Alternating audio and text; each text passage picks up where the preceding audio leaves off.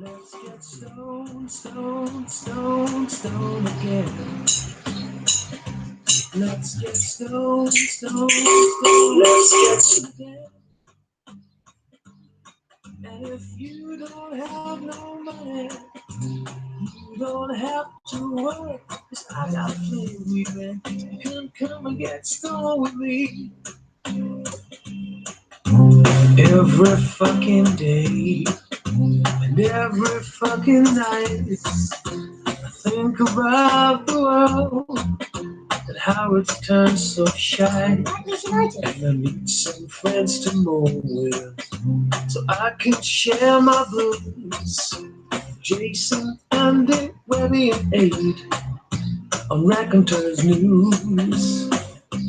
Let's get stoned, stoned, stoned, stoned again. Let's get stoned, stoned, stoned, stoned again. And if you don't have no money, you don't have to worry, 'cause I got plenty of weed, man. You can come and get stoned with me. Come on. Let's get stoned, stoned, stoned, stoned again. Let's get stoned, stoned, stoned, stoned again. And if you don't have no money, you don't have to worry, 'cause I got plenty of weed, man. You can come and get stoned with me. You can come and get stoned with me. You can come and get stoned with me.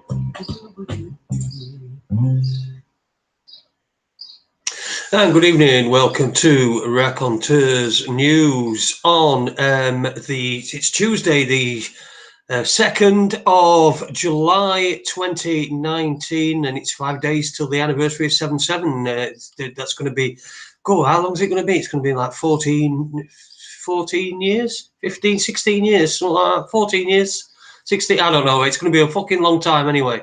So, yeah, it's going to be the anniversary in 5 days' time. I do apologise for yesterday.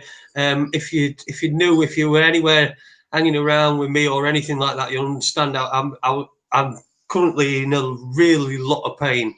A lot of pain on my toe, and it's not getting any better. And the antibiotics have done no. I went for a scan last week, which seems to have made it worse. Ironically, I don't know whether it was the dye that they pumped into me or whatever it were, but yeah. So I've been in a lot of pain, and last night I was in a real fucking mess. So I didn't do. I did plan to do a show, but I didn't. And to be honest, we were a bit touch and go tonight as to whether.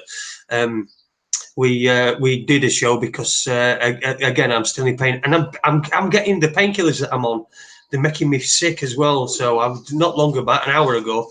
It's a good job I didn't start at 7 because I had my head in a bucket. So anyway, that's enough from me. I hope you've had a good evening, good weekend, and since we last saw you. Sorry about there were no Raconteurs Extra again last week as well. End of last week again. It's down to this problem that I'm having with my toe. And it obviously takes up a lot of my attention because by the look of it, from what I see of it, I might be down to being able to count to 14 soon. So we're just hoping, keeping his fingers crossed. But it's just a hell of a lot of pain. But it's been a lovely weekend. We had a massive heat wave over the weekend. On Saturday, I think it was, we were due a heat wave, and then fuck all happened. Well, we got one hot day. It was Friday were pretty hot, and then some Saturday was really hot, and then that were it. Really, it sort of stemmed away. Oh right. Anyway. Good evening to you, and good evening to my old mucker. He's here with me today. He's got a bit of a rant on, a bit of a face on. We're going to be joined in a little while as well, hopefully by Owen Lloyd Martin, who's just sent me a Skype message. So I'm going to email him the link on there. Evening, Ade. How you doing, me old mate? Yeah, I'm good, mate. And I'm sorry to hear about your foot, because it fucking hurts. I know it does. It's a fucking proper bastard, I tell you. You know, for those of you who don't know, a few years ago, about 10 years ago, I had a couple of motorbike accidents. You think I'd learned the first time. But I put a huge, and I mean a big, hole in my leg, probably that big. just above my ankle on my shin. And yet the thing that really hurt the most was the toe that had scraped all the skin off right down to the bone on the top. The big hole in my leg, didn't bother about that. It was my toe that really hurt. So, mate, I know it's nothing like what you've got, but I can only sympathise. Yeah, it's Or I could just take the piss, which is more likely, I've got to say. Oh, yeah, it will be. Right, let me just see. I'm just going to you anyway. You've said you've got a bit of a and we didn't actually talk about what it was about before we came on, but it's actually about what you've just been talking about. Earlier on, I nipped out and I forgot a couple of things, and I got a text saying you forgot these, Ade. So I jumped in the car just across the other side of the village, picked up me stuff, and then the 7 o'clock news just happened to be on in the car. I never really watched the news. I never really listened to the news. I just keep away from it because it's just shit. And the reason it's always shit is they never ask the right question. When they're talking about money, it's always on a basis that money is actually real and it's not, nobody ever explains fractional reserve lending. When they're talking about property prices, oh, it's gone up. No, the price of the property ain't gone up. The value of the money in your pocket's gone down. It's just meant to look like that so that it's us that swallows all the greedy bankers' losses and not the banks. So I tend to keep away from the news. However, when you just get in the car, turn the key, and this voice comes on the radio and says, the unseasonal, get that, unseasonal hot spell we've just had was 5 times more likely to occur because of the climate change that we're experiencing. Complete nonsense, though, isn't it? We know it's complete nonsense. It's a scam. It's a scam. Yeah, it's a scam, and it's a scam for a few reasons. But the main reason is control, so that you feel like you've got to do your little bit, but at the same time you feel very insignificant and it's all your fault. But actually, I mean, when I was at school, they taught us about the Ice Age. What were they going to call that one? Climate change. It fucking happens. And to the people who say, "Oh, we're going to save the planet," I've just got 2 words to say to you: arrogant twat. If you think that you can save the planet that's been here for God knows how long, and you're here for 60, 70, 80 years at best, then that's just arrogance. However, I do want to come on to plaggy bottles. But before that, we used to have, what was it, acid rain. Then we had global warming. Hole in the ozone layer, don't miss that. That was it, hole in the ozone layer. Because when I was a kid, used to go to Scarborough, my mum used to put Nivea cream. Yeah. Now you've got Factor 50, otherwise known as a bandage for kids. So that's all changed again. But when you hear, we're talking about fucking the weekend really between June and July, and they're saying it's an unseasonal heat wave that lasted all of fucking 12 hours or whatever it was. But only in certain parts of England, because as I understand, the northwest didn't really get much because they were having a lot of showers and stuff. Don't know, weren't there, just happened to see the weather. But it was 5 times more. And all this is done to make you think that it's your fault. Because the next thing they come on to is carbon dioxide. Now, this brings me on to my next bit.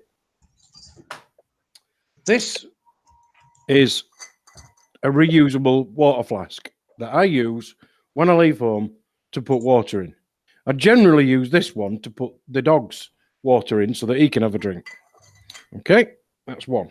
And I got another one. This is one that I keep in the car because it keeps me cold water cold. Okay, that's another one. This is one that tends to live in my fridge with cold water in it after I filtered it. So that's another one. This is the one I use for tea because it's got in fact, there's actually a bit of tea left in it from today. And this is the one I use for coffee.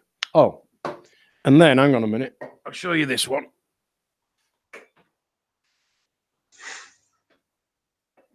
This one rolls up.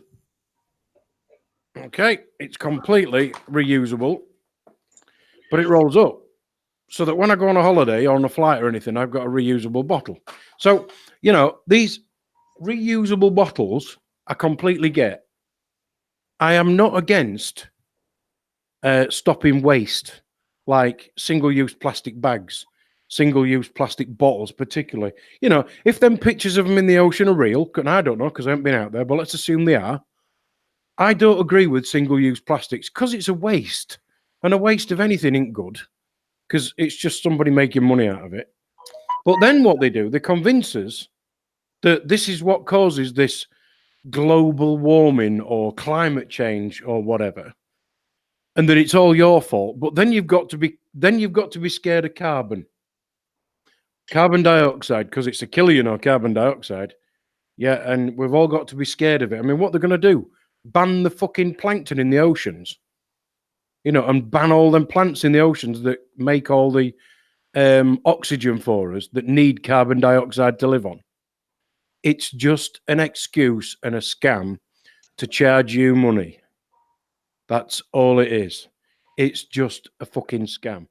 I'm not saying I'm against not wasting, because you know, I try not to waste. I've got, you know, all these things, and in fact, I've got another one in the car as well. I tend to take my own water with me, not because I'm a tight git, because I know what's in that, because I've filtered it, so I know what's not in it. So I'm not against buying something in a shop. I am against litter in the ocean, but one thing we've got to learn is it's a fucking scam, because George Soros wants us to be scared of carbon and make sure that it's outlawed so that he can tax us on it. And that is all it is. See it for what it is. I don't think he's scared of it, is he? I don't think he's scared of it. It's all he's doing is blaming. You've got to have some sort of if you've got some sort of crisis, you need something to focus that crisis on, so that people. They always need a bogeyman, don't they? Of course, yeah, and in this case, it's carbon, which is completely ridiculous because the amount of carbon that comes out of a volcano when it erupts is more than I've been told. I don't know how accurate this is, but I would imagine it's a shitload. What we're going to do? We're going to ban volcanoes. You know, what we do, cap them, and it's just a ridiculous scenario that we've walked ourselves into. Yeah, and I think what we've got to get to grips with is wasting isn't good. Now, I firmly believe that there are lots and lots and lots of alternatives to a combustion engine. Now, I love the fact that my motorbike runs on a combustion engine, because you get that kind of soul and that feel and the vibration, and you get all that. And I've not ridden an electric bike or anything, but it's certainly going to be different. So from a selfish point of view, I quite like the fact, but surely it's not surprising to know that they want us to keep using oil. And once that oil's gone, then the most expensive thing they can look at charging us for is water. And, you know, there are 7 aquifers apparently on this planet. And one of the biggest ones in America is disappearing at a massive rate of knots. And I've seen, if you go to the dam near Las Vegas, what do you call it? The what, sorry? Oh, sorry, I thought you were talking about around here, not Vegas. No, the one near Vegas. And I can't even remember the bloody name. Hoover Dam. Oh, right. Yeah, I've stood on top of that. There's a not so huge lake. And the houses that were built on the side of the water now have got a 3/4 of a mile walk to get to the edge of the water. And that's because that artificial lake that was made by building that dam is fed by one of the big aquifers. And Nestle and others take that water from the aquifer before it gets to that artificial lake, and they steal it, clean it, and put it in a bottle and charge Americans a fortune for it. And that's what they do. Yeah, I think Nestle. It's really really cheap. I think they pay $1 for something like 600,000 gallons or something. Yeah, Like it's ridiculous. that. But Yeah. and you know what the oil they've got to find something that once the oil is used, abused, and they're falling out with the Saudis to stop, because that's what'll happen next. Because there's one thing the Saudis don't have a lot of, and that's water. And that's what they're looking at doing. But we've got to get our heads around the fact that carbon isn't bad. It's what trees breathe in so they can kick out oxygen so that we can breathe. The same with all the plants in the ocean. They're the lungs of the bloody earth, for God's sake. And yet we're trying to, it just makes no sense to me. Makes no sense to me. And hopefully it doesn't. The world, apparently, if you believe evolution or the big fucking bang shit that they talk about, which has got to be a right load of fucking bollocks. There's nothing, and then there's a bang, and then suddenly we're all here, or everything that's going to provide everything for us to be here. To even exist is just created. It's just fucking nonsense. But you get 6 billion years of this earth has been here, and it's not needed a savior. And then a 16-year-old weird-looking autistic lass from over in Scandinavia somewhere. She's come in, and she's gonna save the world. Yeah. She's going to, invigorate people to save the world. This planet is dying. Oh my fucking this planet is fucking dying. It's not to do with carbon though. It's to do with cunts that are ripping all fucking shit out of the ground that are not needed. They can grow hemp and make exactly the same fucking products that that won't hang about for thousands and thousands of years. And you won't be cutting a whale's belly open when it's found dead on a beach and finding that it's eaten about 50,000 plastic fucking bottles or whatever. I don't know, but I've noticed that it gets hijacked as well. You see there's this new advert on TV. I don't know if you've seen it. Have you seen it? It's them. These 3 lads, and they're all like right muscly and young lads, young good-looking fellas, and we came to Bali in 2000 and so, and we noticed all the plastic, so we decided to stay and shift all the plastic, and we fund this by these wristbands that they sell. And I'm thinking to myself, this is clearly something that's been set up. These blokes have not just gone on holiday to Bali, decided that they're going to clean ocean, set up a company, and then being able to afford to advertise on my screen. Crowdfunded it. Yeah, fucking crowdfunded it.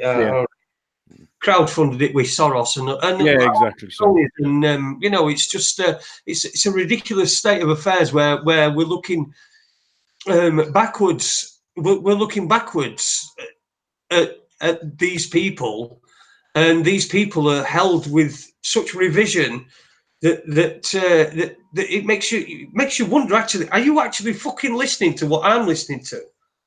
This. It's just it's crazy, man. It's crazy. But listen, we're still trying to get Owen on.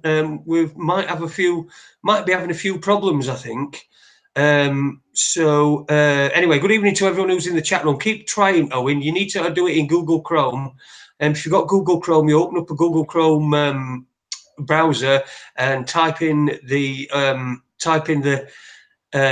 address that I've sent you over. If he just clicks on it, it should automatically open the Chrome browser. If he clicks on it, it should. That's if he's Chrome. If he's on Gmail, browser. He's got a Gmail account. He's got a Gmail account. I've sent that. I've done that. So I'm hoping that it's going to. That was the other one I'd got a bee in my bonnet about while we're waiting for Owen to come. Before you go on that, I've got me sock off, and I just want to show everyone my toe, so you know that I'm not like, this is my toe. This is my good foot and my bad foot. Oh. See, there you go. That's what it is, and it is very, very, very painful. So my apologies for my not. Last time I saw something like that, it was sticking out my son's belly when he was about 3 hours old, and they'd only just cut the cord. And bearing in mind, he's 33 now, so. So a long time ago then. Yeah. So go on, you said you got a bee in your body about something else. Yeah, honestly, the one that's really fucking me off at the minute is how they, and I love that word that you use, hijacking. Because I don't like the fact that, well, I don't like the idea, I'm not going to use the word fact because I don't know because I ain't seen it. I don't like the idea that there's all these one-time plastic things floating around and all this rubbish. I'm going to assume that it's all true, you know, but I ain't been up there to see, so I don't know. But it's the hijacking of it, because it's just another case of them asking the wrong question. Because using the plastic, dumping the plastic and expecting it to be somebody else's problem is a problem. But then taking it to the stage where they go, but don't forget, it's causing global warming or it's causing climate change.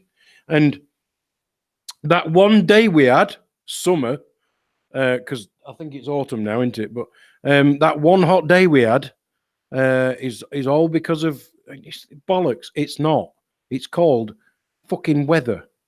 You know, there's an awful lot of weather we're having. That's what it is. But they try and hijack everything. And the Muppets who work on the BBC and the news channels sit there and blindly read this fucking auto cue that's got this bullshit on it. That's the job. The job is look. You can hardly blame them because they're just fucking idiots. Well, I think they're getting so much money put in front of them. It's like billionaires paying millionaires to tell fucking middle class people that it's poor people's fault. Yeah, and these are the people, so-called journalists, who are supposed to be, one, intelligent, but two, actually do some research. But they don't. They just don't. All they do is read what it says on a fucking screen. That's what they do. They just read what a fucking prompter says. And they're the ones who are supposed to be the intelligent ones that actually go and be a journalist, investigate. But they don't. And of course, anybody who steps out of line, we're just going to have to sack him, get rid of him, shut him up, or discredit him. That's what they're going to do. Or, I know, we'll say that he's been anti-Semitic because that plastic bottle he talked about was owned by a Jew. That's what we'll do. We'll get rid of him that way. Anyway, the other one, this was, what was this on? Oh, it was either on Have I Got News for You or QI or something like that. I think it was QI. They'd actually got, and I just fucking burst out laughing just out loud when I heard this. They'd got a picture of let's call it an ape, a monkey, whatever, that came from, I think it was the Galapagos Islands. They'd got another one that came from somewhere in Europe, and then they'd got a koala bear.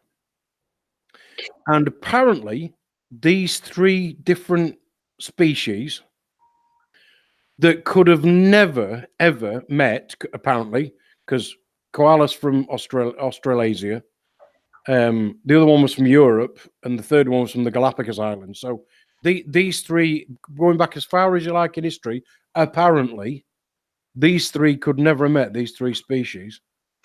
But they'd all got a thumb with fingerprints. And they said, this is how they explained it away. It's parallel evolution. Parallel evolution. Where these things obviously didn't start out like that, but they all evolved in a parallel manner, and they all just... And I just thought to myself, are they trying to teach a fucking 5-year-old here that blue is black? Because that's just not logical. It's just not logical. I'm not saying I believe in God, but I find it hard to believe of parallel evolution. And if somebody can show me some proof, I'd be interested. But my logical brain just made me listen to that and look at that, and I burst out laughing. I just burst out laughing. But you'd be laughing all the way through news if you watched it all. It's just I can't watch it, mate. I really can't watch it. Well, I can watch it for about a minute or two, In fact, not even that much really, because when they start saying something about or going onto a certain subject, and then Danielle will inevitably say, "This is just going to piss you off, so we should turn it over." that's what we do. Yeah, that was the other thing that were on this news thing. How they were on about European Parliament, and apparently these MEPs that if that was the word, if we actually end up coming in out of Europe in October, what a load of bollocks. If we end up coming out of it in October, there will have been MEPs for a full 4 months.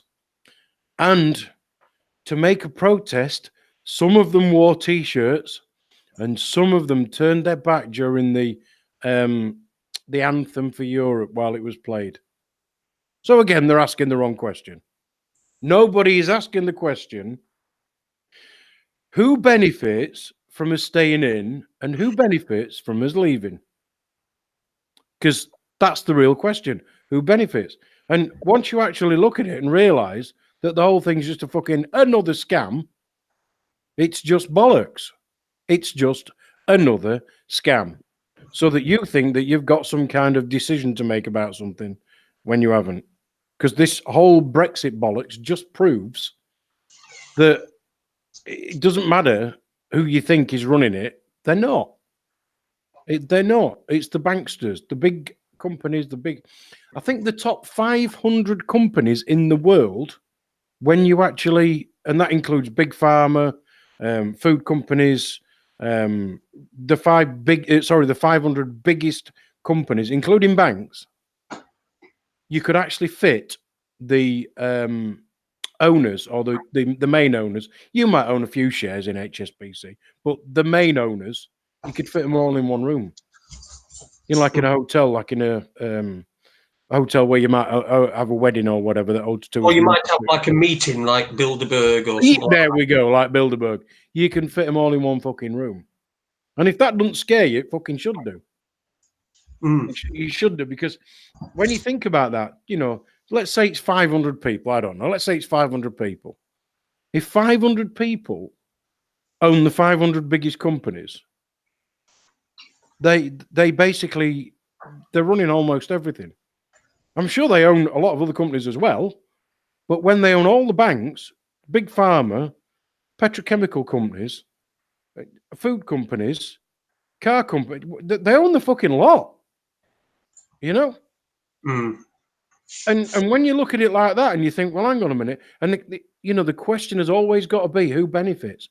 Who benefits from the fact that we've got all these politicians and MEPs and people running around to vote for somebody, when really that's not the question. The question is, who benefits from us staying in? Who benefits from us leaving? Or more to the point, who benefits from this charade actually being in front of us in the first place? Who benefits from the chaos that it's bringing? Exactly, yeah. Yeah, that's what it is. So it's always a case of looking deeper than what they're showing you and asking the question, who benefits? Because, it's not me and it's not you. No. Well, it definitely ain't us, is it? For fuck's sake. Jesus. Anybody who's listening to this, well, probably listening to this, it's not going to benefit anybody at all. No. Nothing's there to benefit anybody. No, we just have to run around after the scraps. It's just to make your life more complicated. It's not, when they made me do that driving test thing, it weren't because they didn't think that I were able to handle it. It was just so that they could make it a little bit more complicated and take a bit of time. And I'm assuming that costs money, and someone's paying that. So yeah, of course it did. Yeah, of course it did. So it's all just a big fucking scam. It's like a big factory and one place. So like this, I went for this scan last week on this foot, and you've seen the state of this foot. Yeah. I went for a scan on this foot last week. On Thursday morning, 8:20. That was the time of my appointment. 8:20. Oh, fucking 8:20 in the morning. I'm impressed that you actually got your ass out of bed. Well, I'm impressed that I got to Northern General through rush hour traffic, in less than 45 minutes. But I went for that scan.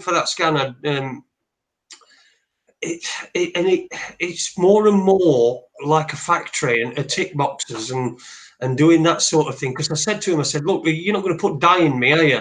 And he said, oh yeah, well, we are. I said, well, I had a bad reaction to dye a couple of years ago when I had a different scan, and I had a really bad reaction to this, and he had to take me out and do all sorts of stuff to me. And he says, oh, it's all right, it's different stuff. And I thought to myself, well, you know, how do you know? How do you know what we're going? So then he went and had a look back on results, and he said, yeah, it's different stuff. And I had it done. But you've seen the state of my foot. The follow-up appointment that I've got to that scan is the 16th of August.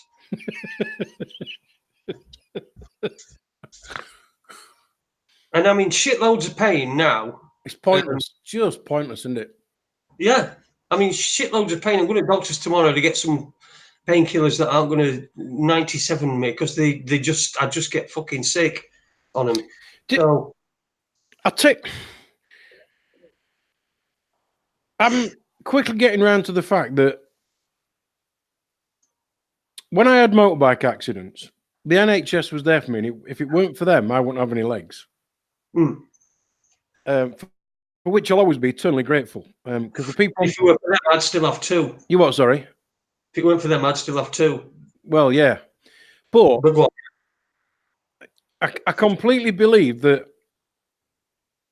when you get an emergency, broken leg, heart attack, whatever, the NHS is what you need, right? Because well, you haven't you? You've looked on the screen when the guy went, "I'm going to stop your heart attack now," and he's put that thing in and he's took the blockage out your heart, and you've gone, "Oh." I mean, I know you actually had that, didn't you? Yeah, yeah. You know, and they put my legs back together again in more ways than one, and more times than one as well. And I think that when you get an emergency, the NHS is great. When you get something that needs ongoing care, the story is very different, because the amount of red tape, appointments, waiting lists, because then there's the opportunity for Big Pharma to make sure that you need painkillers, you need lots of this drug, you need lots of antibiotics, you need lots of the stuff that they're quite happy to keep shoving into you. At the emergency bit, completely, absolutely. But I think it's the ongoing care, if you like, the need for drugs and all that shit like you're experiencing now. That's the bit where they rely on, what's the word I'm looking for? They rely on you being needy and trusting them. And it's not the people at the front line. It's not even the people on the board or anything like that. It's Big Pharma, and they're just like these vultures just waiting for you to happen. Yeah. It's I don't know. Obviously, I'm grateful the NHS have saved my life a number of times, and the emergency care that I've received has been fantastic, and can't fault it. It's just that it's ongoing shit, isn't it? It's, you know, when I went, because I went to the hospital with this a few weeks ago. I told you about it, didn't I? A couple of weeks ago. Yeah. Well, when I went to me doctors last week, and I'm doing my INR done, they took a look at me at me toe, and they said, "Oh, well, have you not got this scan through?" I said, "No, this scan's not come through." So they got in touch, and a bit later on, the hospital got in touch with me to book the scan, and said to me that it'd been put on hold for some reason, but didn't give me. She says, I can't see why, but it's been put on hold. So, you know, nobody knows what anybody's doing. They're so busy.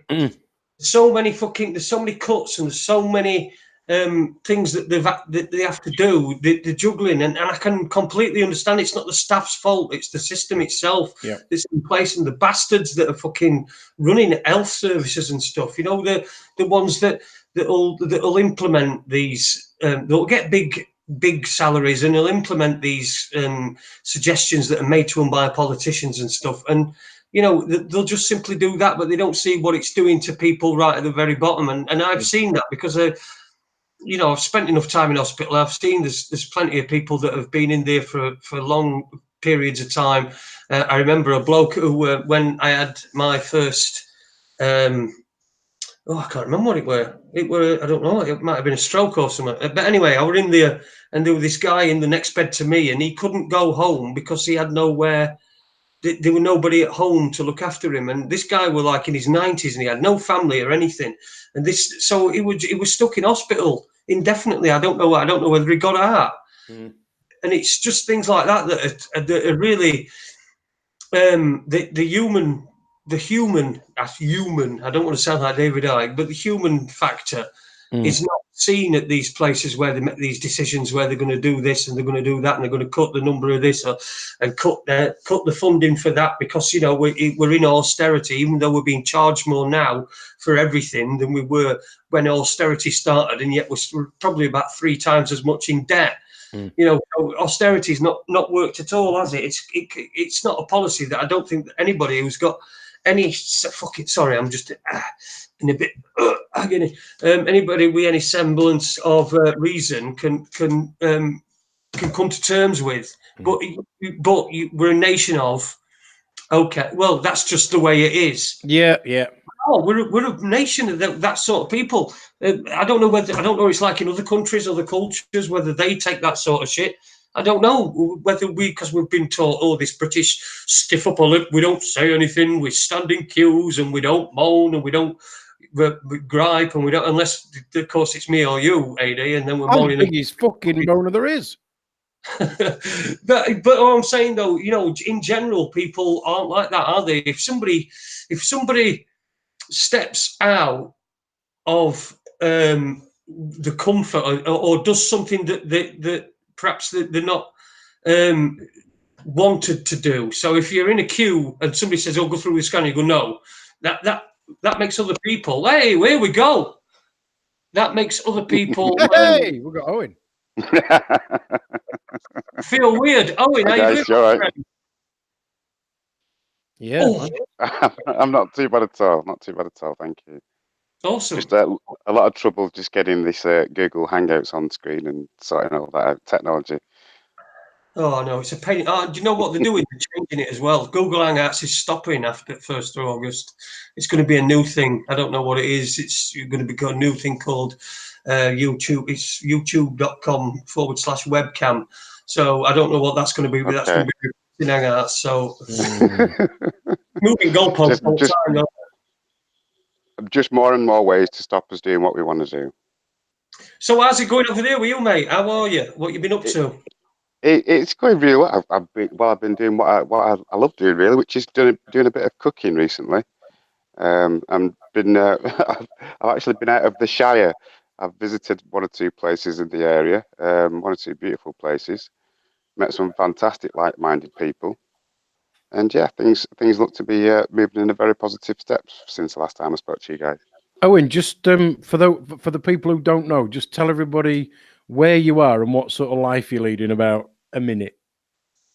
In a minute. I'm in central Portugal, where it's freaking hot. I'm off grid. I can actually say that I'm a free man. Don't pay any bills to anybody. No gas, no electric, no water. I grow my own fruit and veg, and live in a healthier lifestyle, healthier peace of mind.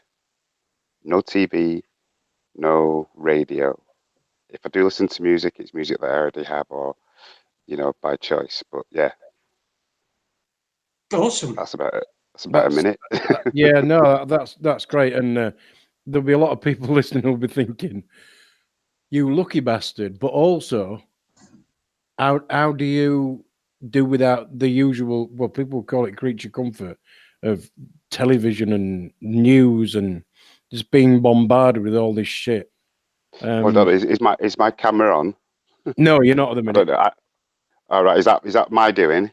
Yeah, you need to press something. There's a little cog wheel. I open it there? There we go.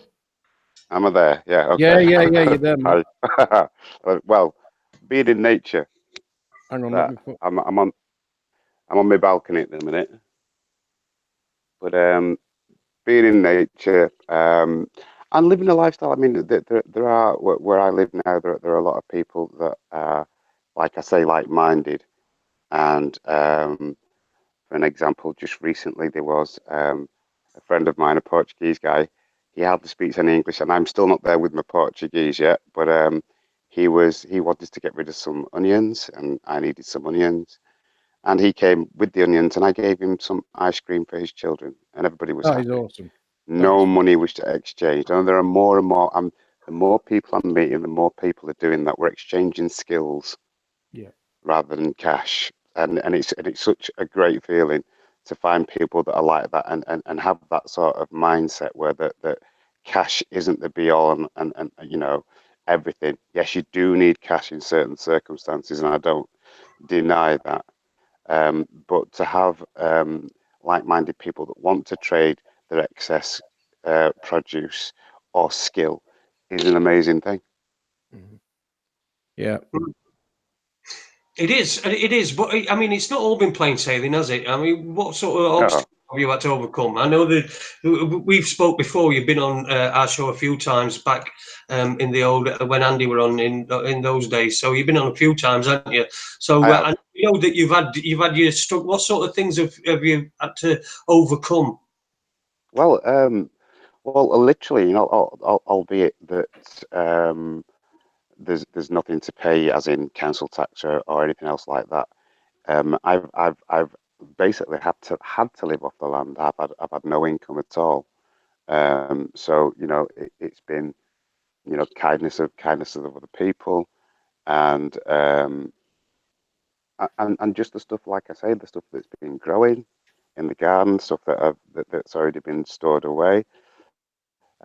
Keep myself busy really, but you know, as I've just said recently, I've been out and I've been cooking.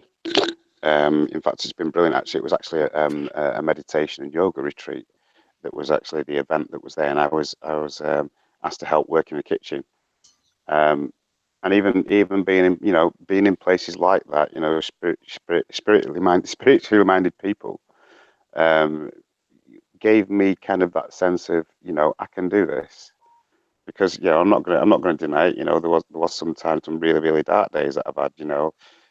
People would notice I've not posted as much things as I used to do because obviously, when you're in a country by yourself and you have to fend for yourself, albeit, there's a lot less for me to pay for and a lot less Mm. for me to do, you still have to survive.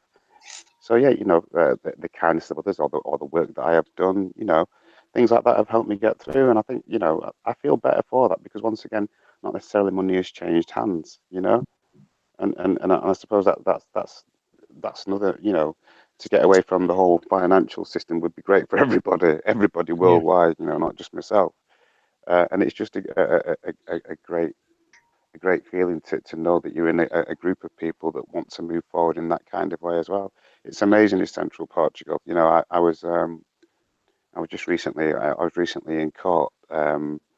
I did actually put that on a Facebook statement. The status is that I won't go into any detail because the sentence hasn't been passed yet, but I assisted with the courts, not only as a witness, but I actually saw what happened, and I did some first aid. And the gentleman was basically left for dead, really, with the wound he had on the back of his head. Oh. And the court case, I had to go to court twice. The first time I was there, I couldn't give my statement because I didn't have a translator. And then, luckily, the past week, when I was working away, funny enough, I was in the court on Tuesday and gave my statement, which I later found out because I left the court quite quickly because I had to go back to work.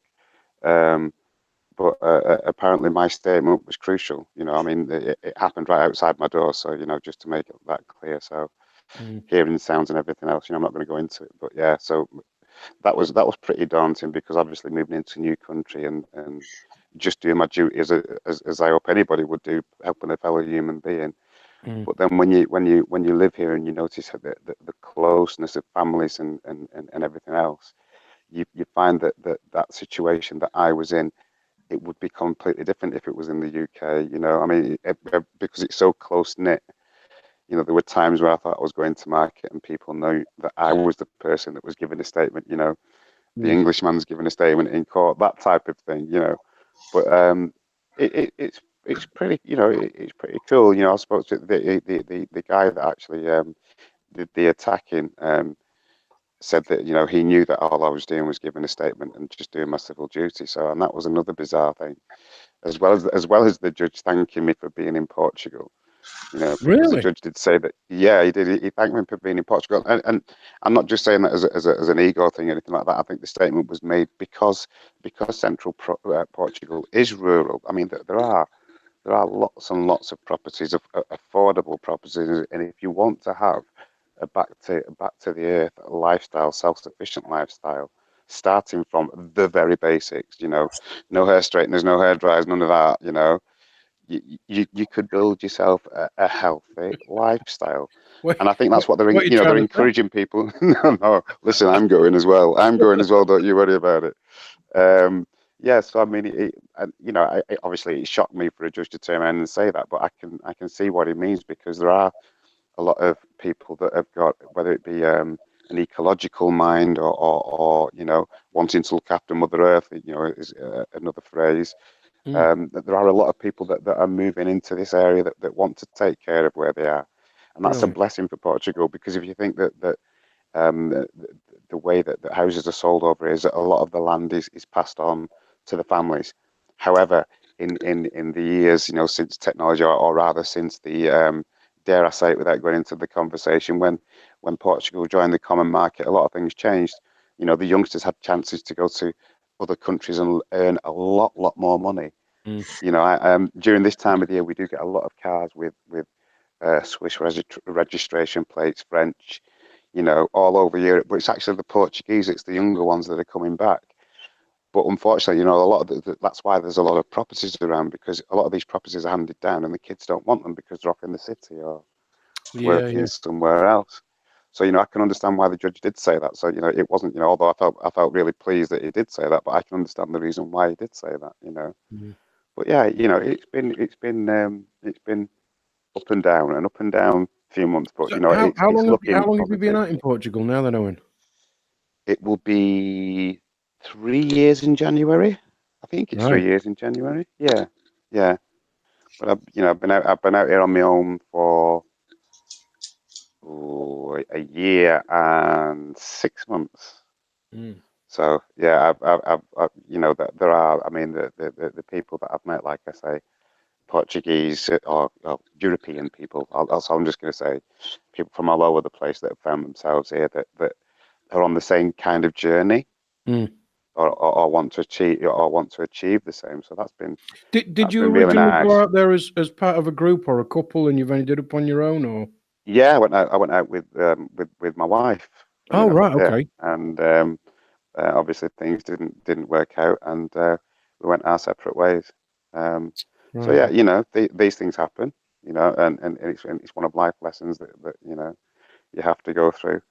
Yeah, and as most of my friends, that know, I had some really bad dark days and all the rest of it. But if it wasn't through Facebook and yourselves and Raconteurs and you speaking to you guys, I don't and listening to these shows, I don't think I'd be sane, if you can call me sane. Well, But you know what they it, say. it's If you think the world's normal, you're insane. But well, if that's it. people I do think think the you're world's normal. insane, they're the ones living in the crazy world. So, Yeah, who's yeah. So crazy and who's sane? well, so it's been mad. I mean, I don't know. I mean, the last thing I know about the UK, and I think that's the other refreshing thing about it is because I well, I do have the option. Don't want to watch television because I know it's television programming, and Yeah, yeah. the rest.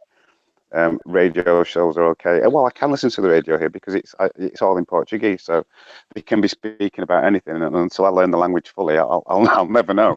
So that that's okay. That's okay. Yeah, as long as they're playing a good, decent band, it doesn't really matter what they're saying between. Well, that's it. I mean, yeah, I had. I mean, talking of. I mean, I can get to the sea from about an hour and a half Hmm. from here, but we do have a lot of river beaches. All real estate out, and it was a couple of months ago. I was invited to a river beach, and this wonderful couple had been talking to the council for 8 months because this place had been run down for a while. And they said, hopefully, we're going to see the council tomorrow. We might get this place. Well, I went down there and it was a barbecue and everything else. And it was amazing. It was absolutely just, just a stunning place. And then like I say, I met this group of people. I've been talking to a guy from Poland who builds houses from hempcrete. So and there's there's lots of different people doing lots of different projects, and it's nice because it's like a networking of people that are helping one another. There are a lot of Brits that have come over, the friends from the UK that come over and help them, for a few months at a time, and they stay and they get fed. It's a bit like the work away thing that they advertise, but it's more, it's more your So friends that are coming you'll over and help doing somebody, and the idea is that they feed you and give you a bed to sleep on that. while they're doing Yeah, it. yeah, and you're getting a lot of, especially now, you're getting a lot of people, in particular in these summer months now. A lot of people are coming over because the weather is amazing. I know you've had your summer in the UK. Yeah, I'm sorry it to was laugh. called Saturday. I'm sorry. Yeah, Yeah, we I'm had sorry. summer on Saturday. Yeah, that was it. But it's nice. I mean, as I'm just trying to get back into now, is getting up at 5 o'clock in the morning, doing as much as I can in the garden. Whether I'm weeding or watering, because by the time it comes to 10:30, 11 o'clock, you can't do anything. It's just too hot. So yeah, it's just too hot. You've got a good 4 hours, 3 hours. That's normally when lunchtime and everything else. But it can turn again. From 4 right through till 6, the temperature can go up again. It's like I said before. It's quite a microclimate around here. So I can only walk. I can walk 20 minutes down to my closest UK neighbour, and the temperature will either drop or rise by 5 degrees, and it's amazing. But yeah, it's good. I possibly have very limited time here, obviously with my marriage breaking down and etc. So I'm actually in the process of trying to find somewhere else, and like I'm saying, with the network of people that I have met, things are looking very, very positive in just with properties or sharing, or even a cooperative. We're starting. A vegetarian and vegan cooperative, or a recipe share as Wow. well between us all. So you're not just talking, you're talking European. So we're all, even as far as New Zealand. So we've got different cooks from all over the place that are here. That we're all going to start, sharing our recipes amongst ourselves, but doing it in a party buffet style thing, at a location. Are you all going to have a pseudonym like yours can be Owen Mary Berry Lloyd? No, mine's owing nothing at all.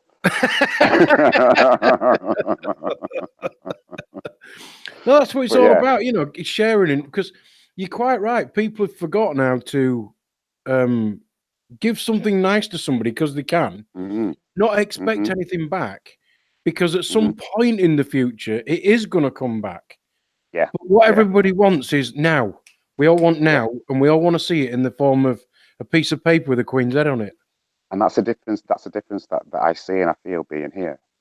Is that like I went to market with my friend that's down the road, and he had some goat's cheese, made goat's cheese. She had some goat's cheese rather, and some goat's milk.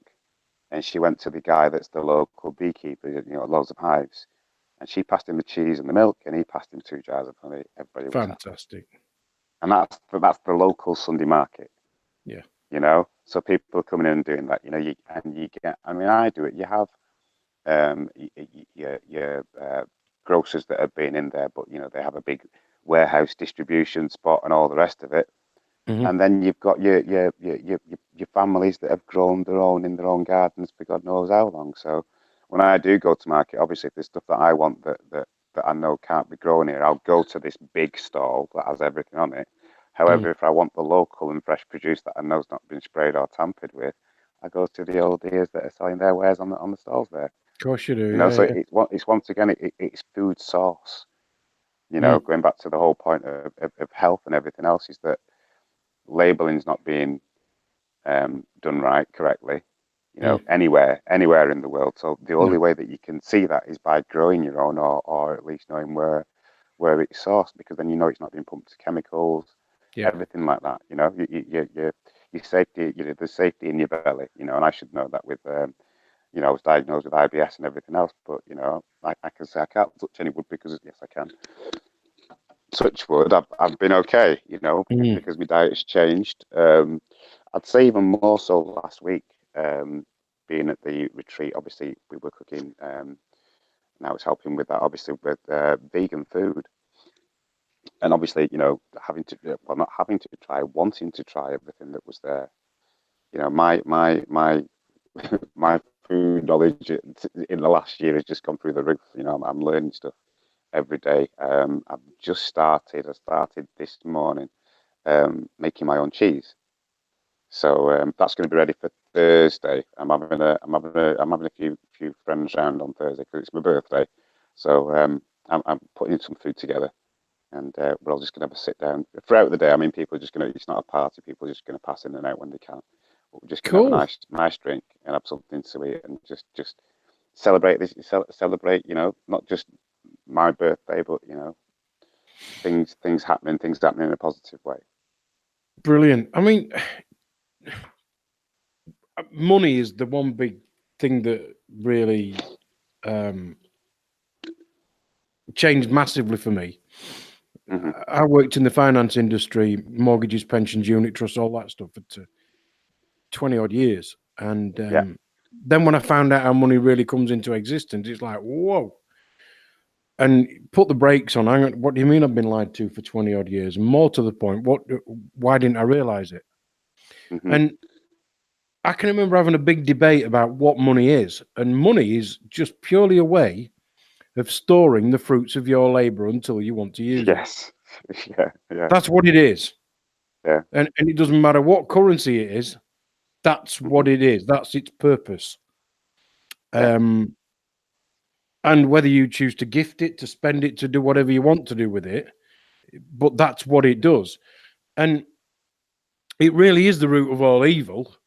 There's one thing it's guaranteed to do, and that's lose value, real value. It's called inflation. Uh-huh. And living how you do, I know you said you can't completely do without it because there are some things that you do have to get from somewhere that you know that needs money. But you know, if you and the growing number of people around you have found a way to bypass using this paper money, then absolute strength and power to you. Because I don't know. I always sit and wonder and think when you've got, I don't know, a doctor and you've got a painter and decorator, who's to say that an hour of the doctor's time is more valuable than the painter and decorator's placed in front of us, isn't it? It's what's placed in front of us. We're told that, aren't we? Here's the doctor with his wife, his lovely wife, and his 2 children, and they have a BMW and a 4x4 and a house in the country. Yeah. And then they split and say, well, here's the, you know, and it's the negative straight away. So that's fed into us, isn't it? Is it? That's definitely fed into us. Yeah. You know? So we that's how they want us to perceive. And I always say they because, you know, I don't know who they are yet. But, well, you know. I get shouted at for always going on about the 13 families. But just before you came on, you know, we were talking about the top 500 companies in the world. Mm-hmm. If you actually looked at the people who really own them, I know we can all go and buy a few shares in whatever, but the people who actually own them and who actually make the decisions and who actually run them, they'd all fit in one big room in a hotel. Yeah, and they do once a year. It's called the Bilderberg meeting. Yeah, exactly that. And it's amazing. It's amazing that, you know, we go through so much. Well, we have done. You know, we've grown up all the way through all this nonsense, and yet we can't stand. There's always a division. It's always put there, whether it be the media, whether it be the newspaper, whether it be shutting down channels or everything else. And as you said, it could be 13 families. You think of how many people there are on this planet. So what is it? 7.1 billion. And yet we've got these people allegedly, you know, running everything. We can't do something about it without falling out because they're always going to plant people in there. I mean, I'm very fortunate. Like I said, he's having a neighbour that's been here 30 years, but he's originally from the UK, right? And he left because of the same reasons, because of I did, because of the way the system is run. And I have, you know, honestly, hand on heart, heard stories from him that I could tell you now that would be the same. Yeah. And that's the thing about it. I noticed earlier on you were talking about bikes and electric bikes. I had one and fell off it, but my point is that it's a cycle. Yeah. Historically, it's a cycle. Mm. And if we can forget about them putting the divisions in and work together and things like that, it's easily remedied. It is. It's as simple as that. And you have to weed out those people that are causing the cog to jam or whatever else, because they're the people that are stopping our progress. And it's not just that. The most important thing is our children's progress. Yes, exactly. If we don't stop it now and say, look, enough's enough, we want you out because it needs to change, it needs to, be reconstructed, whatever you want to call it. We want it for our kids. We want it for our future, Mm. You see, me and Jason disagree with this bit, because my view is, let's just ignore them all out of existence. Stop buying their shit. Stop voting for them. Stop using their banks. Fuck them. Yeah. And when it comes to politicians, just ignore them. Eventually they're going to go away, because, when something just becomes insignificant, it goes away. Trying to find my lighter. No, you're right. But Jason's idea is, fuck that, let's all drag down to London and let's go drag them all out onto the street. Well, Oliver Cromwell did it, didn't he? Oliver Cromwell. Yeah. He went down and sorted it. And it's I've thought about this quite a few times. Is that something that's written for our benefit? Because if it wasn't, why aren't we doing it? Well, when you speak to, I've said this lots of times. When you speak to somebody, they say, "Oh, well, I got a degree in history and one in social engineering." Yeah, well, you might as well have got a degree in Hans Christian Andersen, because history is only written by the winners or the people who want to influence what you do. That's true. That's something that my dad told me from a very, very young age. Let's anyway. Sorry about my. I've been absent for this last. I've had some right pain in my foot. I've had to take my leg off, so I've decided I've taken my leg off. I'm in my wheelchair now, so I can do my Hitler salute with my leg, with my stomach. I'll probably go to prison for that now. With the way things are. But I've just been having. It's calmed down now, so I'm feeling okay. I'm in my chair. Jason, I think you ought to get a bell end tattooed on the end of it. On the end of I should do, should I? But on the end of your stump, yeah. Stumpy cock, though, wouldn't it? It would look like yours. I'm abstaining from this conversation. Anyway, listen, let's take a break. I need to replenish my drink anyway and wheel myself about. It's only a really, really short record, this one. So it's only going to be a couple of minutes, but we'll be back. So if you guys can mute your microphones, we'll be back. Just go and have a waz or something if you want. And we'll be back in just a minute or so. When you're listening to Raconteurs News, we're going to talk about, we got a question from Lee's in the chat room before, earlier on, which I'm going to put to you, Owen, and I'm sure there's going to be plenty more stuff for us to discuss. So I'm just going to play one record and then we'll be right back.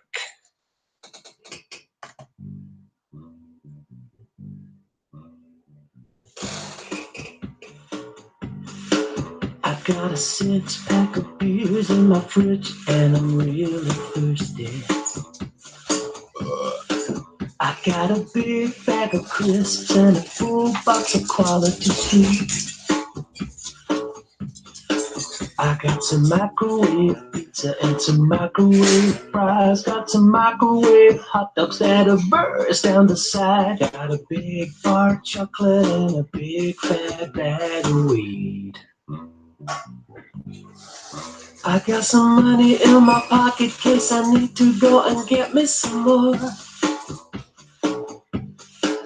I hear the postman knocking, but I can't be asked to answer the door.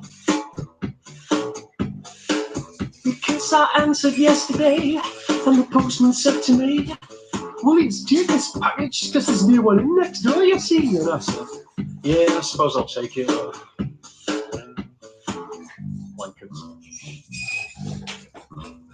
Some friends of mine are coming round to practice, because we're starting a band. This is our first rehearsal, and I know Rome wasn't built in a day. Yeah. So take your instruments in hand. We're starting off in G. Just let the music flow. Yeah, who knows? We could make history. Here we go, boys. Are you ready? Let's rock! 1, 2, and 3, and 4.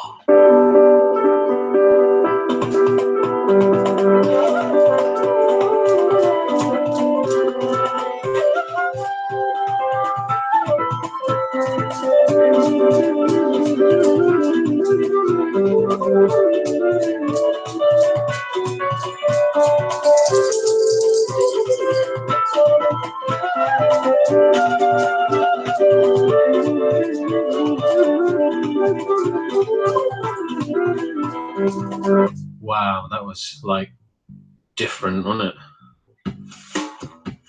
Tell you what, let's never do that ever again. Ever. Let's finish off with a farting competition. Lose the skins up.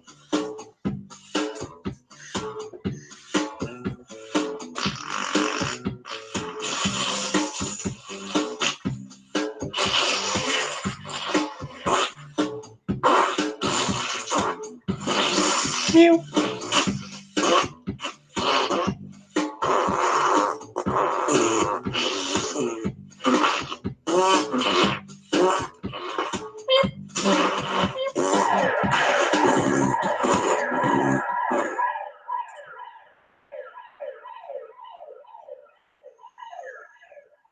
And welcome back to Raconteurs News. That was Heath with microwave pizza with a bit of a farting contest in the end.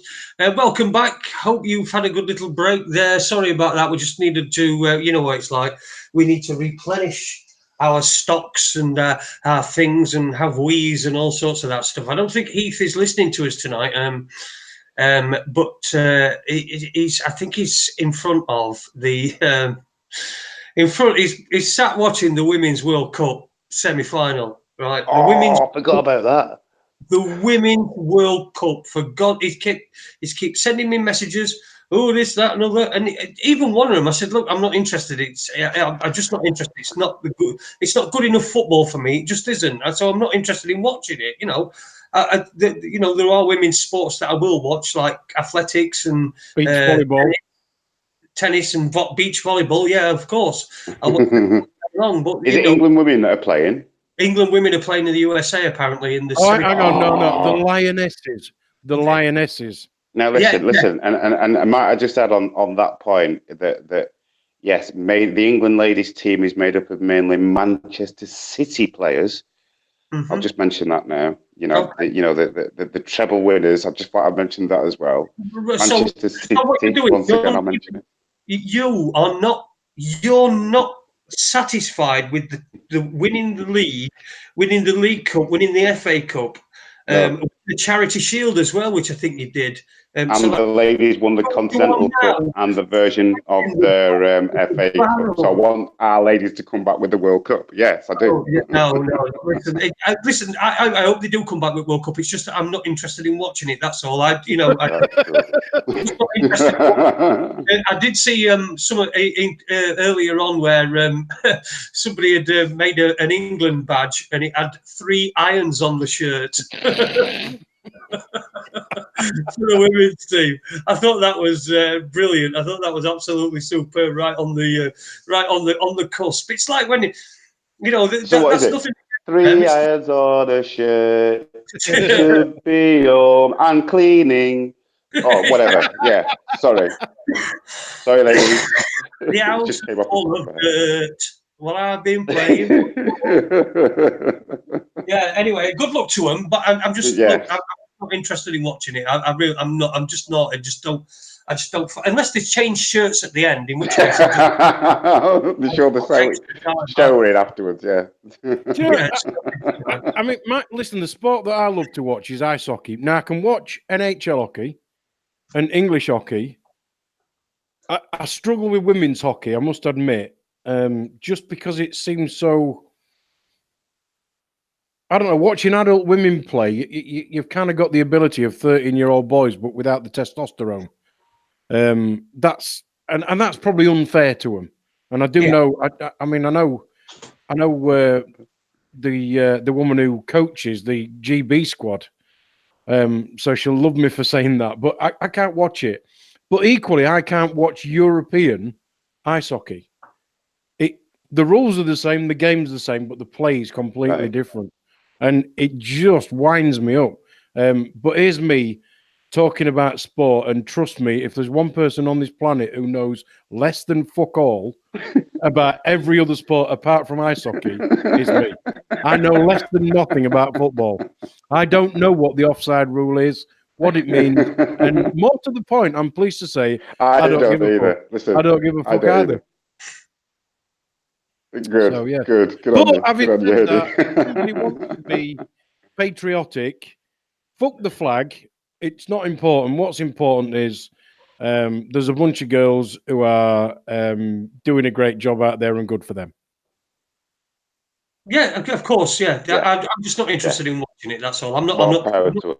on it. Anybody who wants to watch it. It's good. I just don't want to watch it. The quality. There's a lot of Premier League teams that I won't watch. I won't watch Newcastle for a start. I just got this thing. I just can't watch Newcastle and Chelsea as well. I'm not very good at watching Chelsea. So it's not strictly women. You can't call me misogynistic because probably most of them women footballers won't be able to spell that anyway. I'm joking. Joke. This is more sexy than sexist. I know why you can't watch Newcastle. Go on. Because it's like watching Wednesday on a black and white telly. Yeah, good one. Like that. I tell you why, though. I did watch Newcastle once. In fact, I was there, and your daughter was sat about a row in front of me, next chair, shouting louder than anybody else. I bet. Yes, screaming and shouting. Oh, the language! I tell you what. I'm not surprised. And we turned our blue as well because we won. So can I ask you guys a question? Yeah, go on. Boris Johnson or the other dickhead in the Tory leadership thing? Just have a look at this. Hang on a minute. There we go. Right. Just looking at that. Yeah. That is on my back.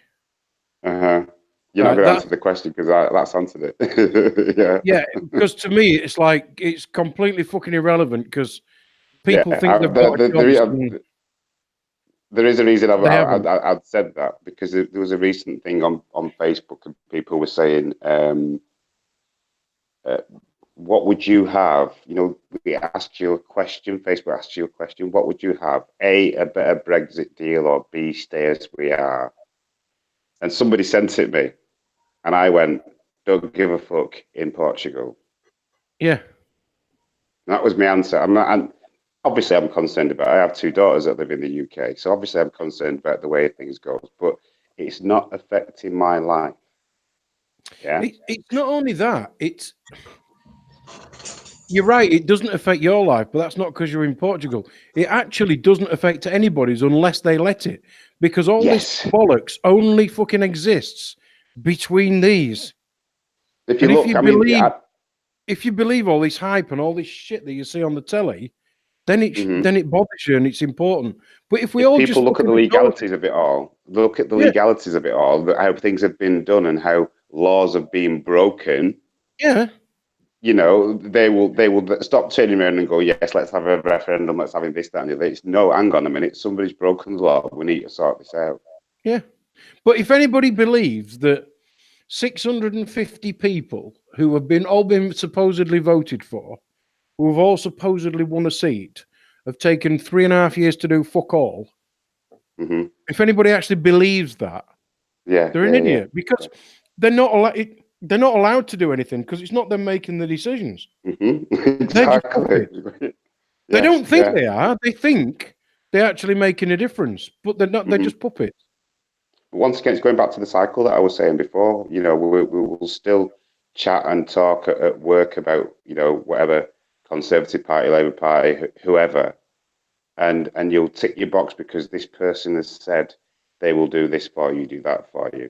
And we all know that it doesn't happen. Our parents have told us you can vote for them, but you'll never see it happen. So it's like once again, isn't it, breaking that cycle of saying, hang on, enough's enough. We need to change the system. We need to change this full stop. The monetary, the political, the way that business is run. I thought you was going to say something there. No, you just broke up for a second. I didn't want to talk over you. If you look at two-party system, and all right, you might have a third party, the Waste to Space Party, who can, they might be able to form part of some coalition government, but who actually, they've got no chance of actually making a government just on their own. So you're stuck with a two-party system. So you got this guy, and you voted for him, not because you liked what he said, but because you didn't like the other guy. So he got in.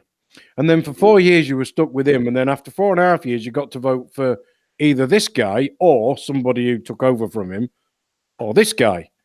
Now, you didn't like this guy anymore, so you voted for this guy. Not because of what he said and what you liked. And then 4.5 years later, he just told a load of lies and you didn't like him. And then this guy came back. So you voted for this guy. Not because you liked him. I think it's just what it is. That's it, yeah. And if people can't see after all these years, since Oliver Cromwell, right, this is just a pile of shit. This is just, it's the same as 2 days' time, right? 4th of July. My birthday. Yeah, but it's also what day? Happy birthday, by the way, for the 4th of July. American Independence. Yeah. So I hate American Independence Day was when the founding fathers basically went like that to the English establishment and said, you are no longer the boss of me. We are going to write a constitution, which means that a man can never have too much power again. And that's what the American Constitution was. That's what it's supposed to be. It was supposed to protect the people from the power. That's what it was supposed to be. And yet, so basically, on the 4th of July, all these American people let off fireworks, cook turkeys, eat fucking ice cream and wave flags about to celebrate a bunch of anarchists who broke the law. Because that's what they did on the 4th of July. That's what they did. And then they got this new constitution and everything. And then ever since then, if they thought that tax was bad at, what was it, 4%, that they were being charged by the English monarchy at the time, and now most Americans, if they're lucky enough to work, are paying 48%. Yeah. You know, if you think they got fucked over by the English, fucking hell did they get fucked over by the Americans. You know, be careful what you vote for, people. Just don't vote. It's exactly that. I mean, I was looking back at the Facebook posts, and I think it was one of the last elections when I was living in the UK, and it's a video of me going to the coming back from the post room, and all I did was I walked in, went over to the desk, gave them my name, signed a piece of paper, and got my voting slips, and then I turned to walk out the door. She says, "Oh no, where you going? Where you going? You can't do that. You're not voted." I says, "I've just signed for that, haven't I?" She said, "Yes." I said, "It's my property, yes?" And she said, "Yes." So I walked out. Didn't vote for anybody. Just took the slips home with me. Job done. It's my piece of paper, and that was it. You know, because I've never felt as if there's anybody there that I could put my name to. Really, I know names are another subject, but you know, there's nobody that related to the things that I was experiencing or wanted to be rid of. You know, so. Well, to be fair, when you're voting, you might as well be voting in a poll to decide who Deirdre Barlow is going to be shagging for the next few years. Is it Mike Baldwin or is it going to be Ken? You know, because that's when, and you probably get more people involved as well then. So if you got, perhaps they're getting to this point where they're like soap stars, aren't they? The political pages are no longer political pages. They're no longer about anything of any substance. It's all about gossip. It's, look at this anti-Semitic. Like a daily Hello magazine. Yep. Exactly. Yeah. But Hello magazine picked up from something that was going on in the newspapers, and that was that celebrities were getting, you know, they realized there were money in celebrities, so that's why those magazines were born, because they realized You know, it's got to, it's this. We're at the same point where now the politics, the political scene, as it were, is just a game. It's a play. It's bollocks. You might as well be voting on X Factor because it's just a complete and utter fucking waste of time. Boris Johnson or Jeremy Hunt, right? So you're asking me, do I want a red hot poker shoved up my arse, or do I want shoved down my fucking Jap's eye? Because that is exactly what you're asking. It's like saying, Yeah. what do you prefer? I won't prefer any. I don't want any of them. I want to get on with my life. I want to. Exactly that. The way I look at it is, they're asking you who sits on the throne. I've got a better idea. Let's just decide whether we're going to have a fucking throne or not. That's it, isn't it? You Yeah. know, It don't matter what subject you hit, they always ask the wrong question. Yeah. They always. So it's not do we want A or B. If they ask the question, if they ask the question, they know the response they'd get. Yeah. You know, if they ask the question that we wanted to hear, they know the response they would get. You know, and that's the reason why it's never asked, is it? Yeah. You know, Do you think any government in the past 200 years has done anything constructive? Has there ever been a government department that has set its goals out and then closed down because it achieved them? Isn't it? Has any government ever has any government ever come into power and of all the bills that it voted against when it was the opposition, has it quashed when it got into power? None. Yeah, none. And if that don't tell people on this is just a load of fucking shit, then nothing will. But people watch it. If you just think of them passing acts and statutes, acts alone, acts, ACTS, acts, you know, acts. I had a really good conversation with a friend the other day. And the reason I rang him was we had a guest on last week who was basically a paedophile hunter. And we had I was listening. It's quite an emotive subject, but I rang him and said, and as always, we always end up having a really good discussion about something. And he said, I've never ever, in fact, you might be listening tonight. If you are, Carl, good evening. He said, I've never come across a case where somebody can win in court with common law. And you probably not find one. And that's simply because when you go to court and they're using statutes and acts, everybody in that court is an officer of the court, including your lawyer. Now, they all know the rules, so they all turn up with the football kit. You think you know the rules because they're speaking what you think is English, and you turn up with your cricket whites, and then you wonder why you go into court and you lose. And that's why I generally say to people, a court is to either get money out of you or settle an argument. That's it. That's all it is. Unless you're talking about death, harm, loss. You know, if you're talking about killing utility companies, yeah, utility companies are the same. They go into a court, they hire the court for the day, and there's literally somebody sat in a back room stamping all these warrants of whatever else, you know, the nonsense, because they've hired the court just to do that. It's up to you to turn up to that court and say, no, it's wrong. I did that. with the help of Paul Webster. You know, and we were two people, but I know there was at least 300 warrants or whatever being stamped in another room. Who? You know, and that's what it is. Who did you go with? He went with Webby. Who? Yeah, got some advice from Paul Webster. Who? yeah. Okay, Jason. I'm sorry, Webby. It's only a joke. I'm only messing, mate. Yeah, go on, carry on. Yeah, so you know, it's that they are. It's like you say, if you don't, you know, research the stuff and find out that what they're doing, you know, you can try and have your say in court. I mean, look at, you know, from there was no way that we was going to win because obviously the system was built. They've got in there and hired the court for that daytime. But if you look at the stuff that Michael Bernassi is doing, you know, the great big mortgage swindle, you know, stuff like that. That stuff will change rapidly.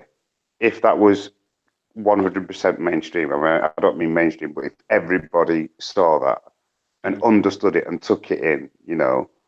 The trouble is, speaking from experience, I mean, I spent all those years doing mortgages.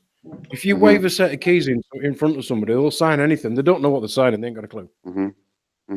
And a lot of people are, how can I say this without being... I understood mortgages and still do, simply because that's the field that my expertise was in.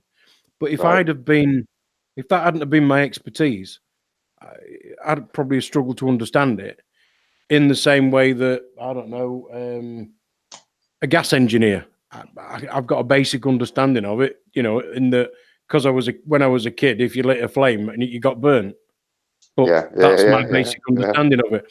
And that's the point that you've got. But when you're looking at something so critical that affects almost everybody, you know, the monetary system and all the rest of it, and people do end up in this situation where they end up in court. And my advice is always this: whatever you can do to stay out of court, do it.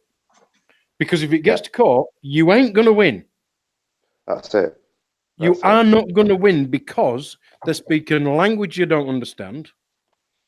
They've got all these statutes and acts. They'll keep going out of the room and coming back in. You think you're looking at a magistrate or a judge, and you're not. You're looking at somebody who works for the council. They say to you things like, tell the court your name. You tell them your name. You've just accepted it's a court. Bingo. Yeah. You know, and the whole thing is a con. So it's like when Jason got done for speeding. The mistake he made wasn't doing 83 miles an hour at 4 o'clock in the morning on the M1 and some fascist bastard pulling him up in a car. The mistake we now know that he made was he actually got out of his car and got into the cop car and actually started to have a conversation with his tosser. You know, I think Jason would admit now what he would do is just sit in his car and go, no thanks. Yeah, just say I can't get out because I've got one fucking... And just sit there and do fuck off. Because the idea is that if you can actually keep out of the process, as uncomfortable as people might find that, just keep out of the process. That's where you win. And nobody sends you a badge and a rosette to say that you've won. You know, you feelings in there. The feelings in there. Yeah, you don't get as much post as you used to. You don't get any shit anymore. You know, and it just all gradually, and trust me, it works. It does go away. You've just got to learn to stop asking for shit, because the only shit that gives you shit is the shit that you ask for. Because you ask for a driving license, you ask for a gas bill, you ask for an electric bill, you joined the electoral register, you told the water company who you were, you asked for all this shit. Stop asking. That's it. That's why, you know, like I say, borehole, solar power. Vegetables in my garden. You know, the only thing I do complain about from time to time is the junk mail in my mailbox. Yeah. Because there's more of that than actual mail. I've no bills to receive. So it's nice. I receive letters from friends, which is great because it's kind of keeps me balanced, because obviously it's easy having a phone and a laptop and everything else, but it's quite nice actually sitting out here at night time reading letters, because you know that somebody's actually took time out to put pen to paper and write to you. So that's still nice, good. Yeah, I'm in the middle of I'm on chapter 5 of my time here. I'm writing down, and it's just at the moment it's titled Butterflies and Dragonflies, because that's all I see. But that may change, because I'm seeing different things and I want to add different things to it as I go along. But I want it to be an audio book rather than a reading book. Well, audio books are for lazy bastards like me who can't be asked to fucking sit there. But I mean, I just think it's, you know, going back to technology is using the technology that we've got as having an audio book, but the actual background sounds that you'll hear will be the actual background sounds of the places that's being spoken about. So when do you think that's going to be coming out? I don't know, because I'm on chapter 5 at the minute, and the thing that's helped me with it is that obviously the stuff I've been through over the last 2 years is one or two things that I've posted on Facebook has been a bit of a reminder for me. So I've kind of gone back to that and used that as a reference point. But Because things are happening with me now that are quite exciting, as with me food and stuff. I want to wait a while because I could be traveling to quite a few places around Europe cooking. So Cool. that's possibly on the horizon. I'm not sure yet. I got to wait for another phone call. Well, if you need a one-legged man to come and water your baby, Jason will come every morning and water your plants for you. Oh yeah, that's what I'll do. Yeah, I'll be all right there in Portugal. The fucking first time I go to Portugal, I end up fucking needing to go to hospital. Not a good start, man. No. Yeah, so, I mean, just looking at that, just looking. I'm trying. Obviously, like I say, with the stuff that's happened to me over the past year or so, that is becoming a thing of the past. As with material things and everything else. So I'm looking forward to this. Like I say, I'm really excited about the stuff that's happening with my food, because that's something I've always loved. My friend, asking my friends, and I've always been into doing my food. Even more so having the opportunity to grow it and learn more about nutrition from other people as well that are growing.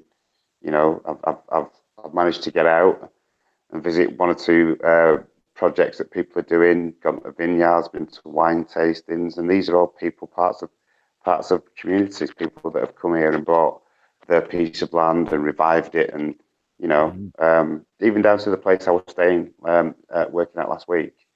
That place was, a big mansion house, about probably about 5 times the size of this place. You mean Google? five times Google. Yeah. And even that, I think it was the second to last king of Portugal stayed there when he was hunting in the area. But this is a big. There are just buildings here that you look at and you go, I can't believe that's empty. And then when you see the price, you go, my God, I wish I had that amount, because it wasn't. It's not. You're not talking large amounts of money. That's the kind of the rosy coloured glasses look that everybody has. I had, when we came here, but it's hard. It is hard, especially. I mean, my circumstances is obviously different, but it's hard to settle here. I mean, I heard of a tale on the weekend. I was at a Canada Day celebration, and I heard of a couple that have been here 8 years and finding it really, really difficult, to get around now, and it's that. And I think it is more than anything. If anybody wants to up sticks and get out of where they are, do your planning ahead, go out, and it's like with anything, research everything you want, everything that you want. Keep that. Go to the place that you want to be at. If it fits the criteria, do it. If it doesn't, move on or sort your criteria out. You know what I mean? It's that, and I've managed, to get this far now, and thankfully I can say now, I've got work coming in, so it means that my finances will be better, moving forward. So yeah, things are happening. Things are happening wise. Food's coming on. I wanted to pick you up on something, because we had a question in chat room earlier on. In fact, at first hour from Super Lee. And he was asking, when you were saying that the property's cheaper, I mean, how much cheaper? What are you talking about? Okay, so if you're looking at a plot of land, if you're looking at a plot of land, let's say a hectare of land, that'll probably be anything from $2.5 grand, $3 grand. Then if you're looking at a ruin, let's say a ruin of a 3-bedroomed house, one story, you're probably again talking under 16,000 euros.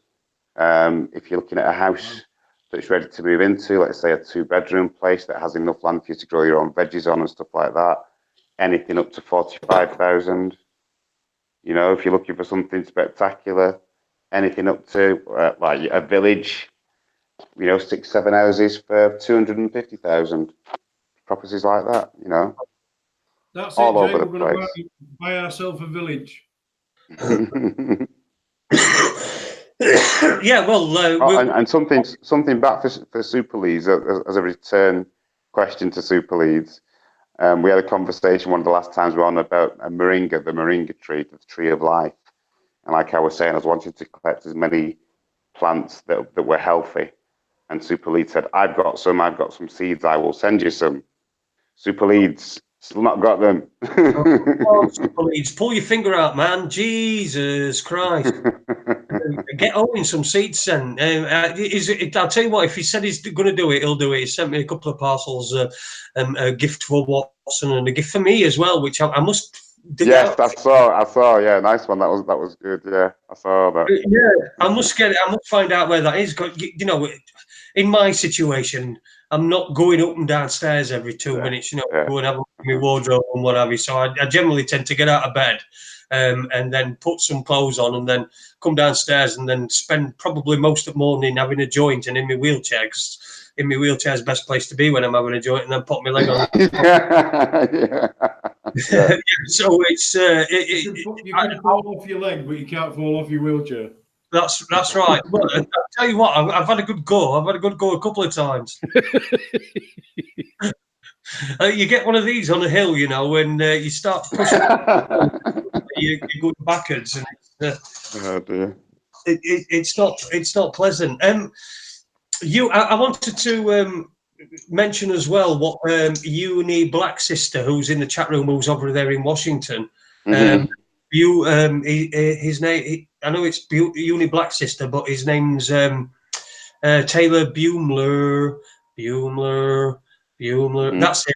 He said that the America was free until World War One, and then that was when it was brought back into the England's fold. So I think World War One. You talk about World War One, and just before, I'd probably say just before that.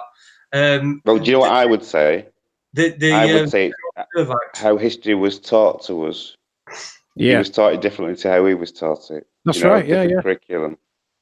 That's where That's how I'd answer that one. Sorry. You know, I've said before, my sister's really good at being on holiday when disasters happen. 9/11, she was close by.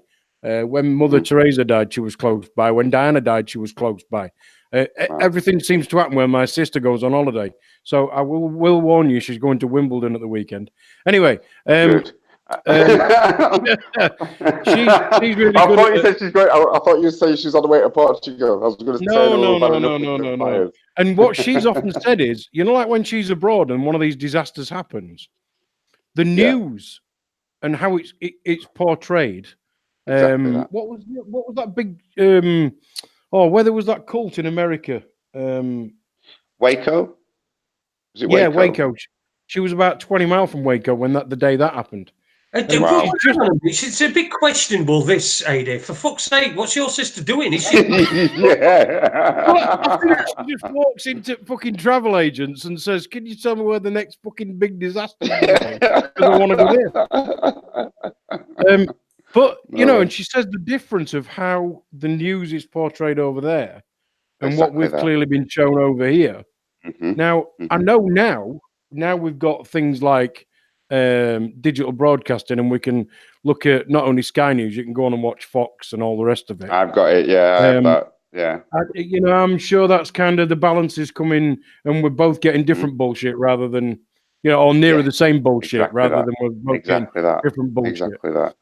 And that's what I'm saying with me keeping away from the UK news and stuff, because I see it from different news channels and reported in different ways. So that's where I get my kind of view from it, because you can kind of catch, over the top of the French or German or Spanish subtitle, speaking, you can still hear the English voice in the background. So you can still kind of pick up the gist of it. But it's the way it's reported, because obviously if I'm listening to Portuguese news and a story comes out from the UK, I'll ask my friend and they'll translate it to English for me. And I'll go, all right, okay, cool, But like I said, generally, I mean, it's only that's the downside. If I do go to a cafe, whether if it's a coffee or it's a beer, there's always a TV. Unfortunately, restaurants have them as well. There's TVs. We can't get away from TVs, and that's if I could, I'd do the classic thing, and I'd walk into a restaurant one night and say I'd like that lovely table in the corner, and just excuse me a moment, and I'd go out to a car, and I'd come back in with the sledgehammer and take the TV out. Yeah. It's like Because they're just it's one everywhere. of You can't keep up. You can't get away from fucking television. and that's the thing about it. That's the whole thing about it. Because, like I say, food's a big thing for me. I came from a big family. I was one of 8 kids, so meal times was great. Conversation was great.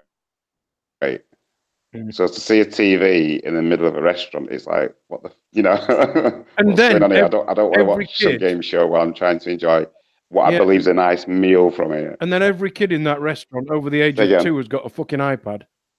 Yeah, and they're not even eating. They've got to let down look at that.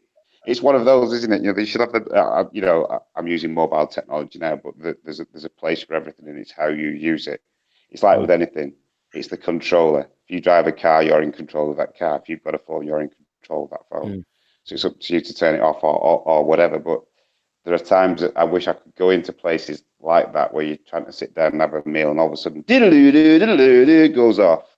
I'd like to have a scrambler that just blocks it, or a pause button, a mute button that just switches the whole lot off. Because it's like like in the UK. They've shut your local pubs, your clubs, your youth clubs, this, that, and the other. They're all being shut down. So community time is less and less and less. Yeah. Yeah. TVs are being introduced, even more so in bars here. I mean, football's, still a big thing here.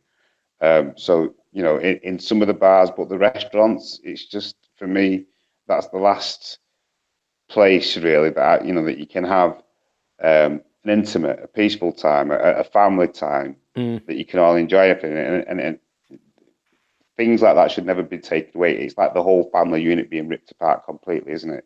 Because you can't conversate, you can't have a conversation because somebody's busy watching the TV or too busy on the mobile phone. Well, it takes 5 minutes to look up to somebody and say, "How are you doing?" I mean, you get where there are people sat on the same fucking sofa who'll text each other. About 3 doors away. On the same fucking on the same sofa. They sat on the same sofa. Yeah. I can believe that. I can believe that. Is that fucking real or what? Yeah, I believe that. Yeah.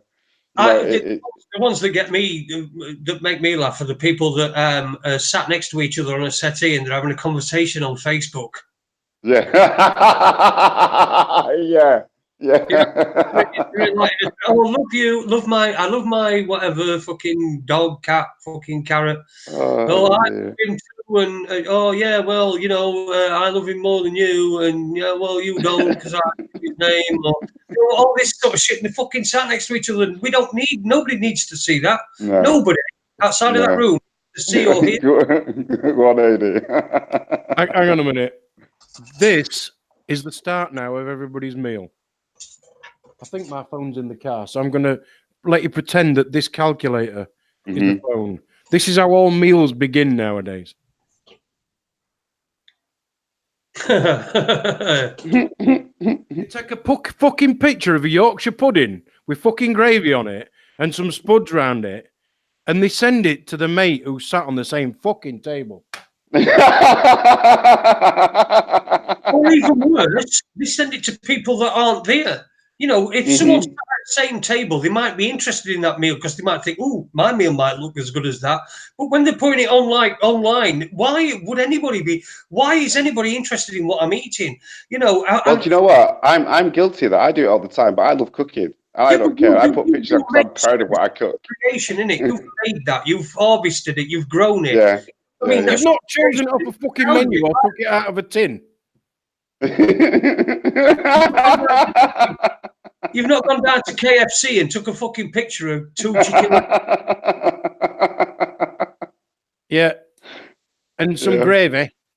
Yeah, you see, that's it. And people go to let's go to this restaurant. We go to the restaurant.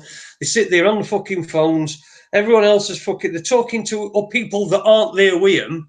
People that can't be asked to come out with him, or they didn't want to. I didn't really want this person to come out with me, so I didn't ask him. But I'm going to fucking text message him or fucking interact with him on Facebook or whatever other fucking ungodly shit that there is these days. But the worst thing about that, Jason, is they'll always turn around. Those people that said they weren't coming because they can't make it and they're still texting you, they'll probably turn around and say, "Hey, do us a favour, take a photograph of what you're eating."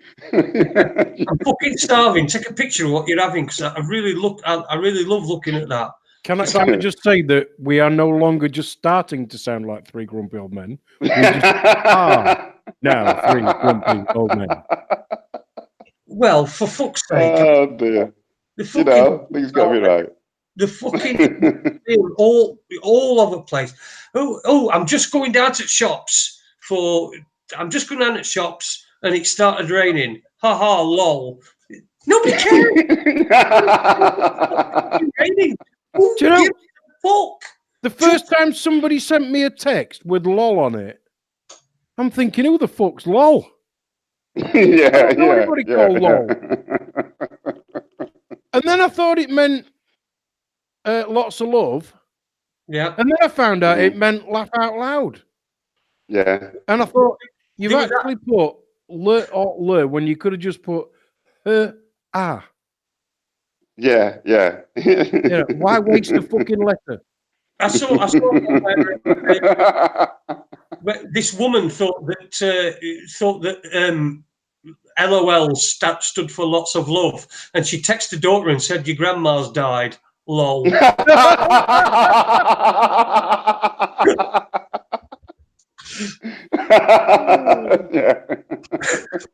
Just fucking ridiculous. Jason. Let's just talk. Let's speak to it's all fucking behind a fucking phone or the screen, and I'm not very likely to be able to go to Portugal very soon, so I'm not going to be able to go and sit face to face with you, and I can't understand for a fucking minute you're going to come up with this shit. Even if there's out you miss about it because it's just a fucking doggo, and it's getting fucking worse. But I don't mean it's getting worse in like a violent, although it is getting worse in a violent way, but I think that's just blown out of all proportion. I think there's always murders and there always have been. It's just been trying to make this case for whatever case they're fucking making that London's got knife crime in it and all that. I don't know, some political bollocks, but it's getting worse where I am in a more cartoonish way. It's like things are like cartoons.